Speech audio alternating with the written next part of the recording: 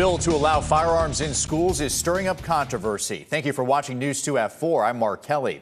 A controversial idea to expand gun access in schools will be back during regular session in January. State Capitol reporter Chris O'Brien dives into this legislation after speaking with the sponsor as well as a Republican who voted against it.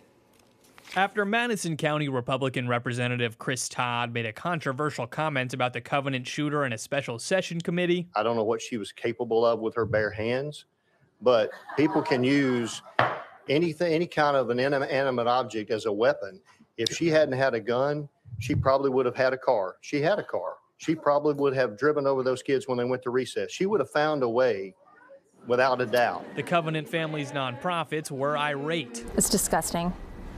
It's disgusting. I made an audible gasp in the committee room because it was disgusting to even go there. But looking forward to regular session, they'll have to face the concept once again. Whatever vehicle that is to get us to the point where kids can be protected in these schools, that's what I'm going to be supportive of. And if it means running this bill again, I certainly will do that. The bill allows people with an enhanced carry permit to bring handguns while in any public pre-kindergarten through grade 12 school building or bus, campus, grounds, recreation area, athletic field, or any other property owned, operated, or while in use by any public board of education. Evil people are going to find a way to do their harm if they intend to.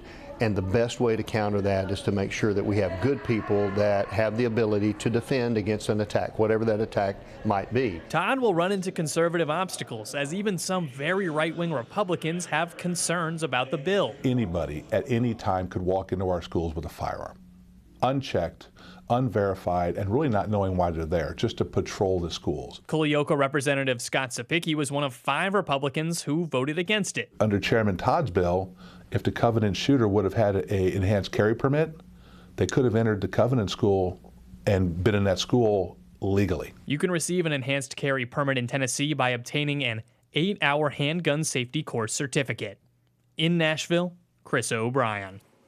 And questions about the bill don't stop there. For example, one question Spicky raised was about how could law enforcement possibly identify an active shooter versus someone who just felt like responding to one.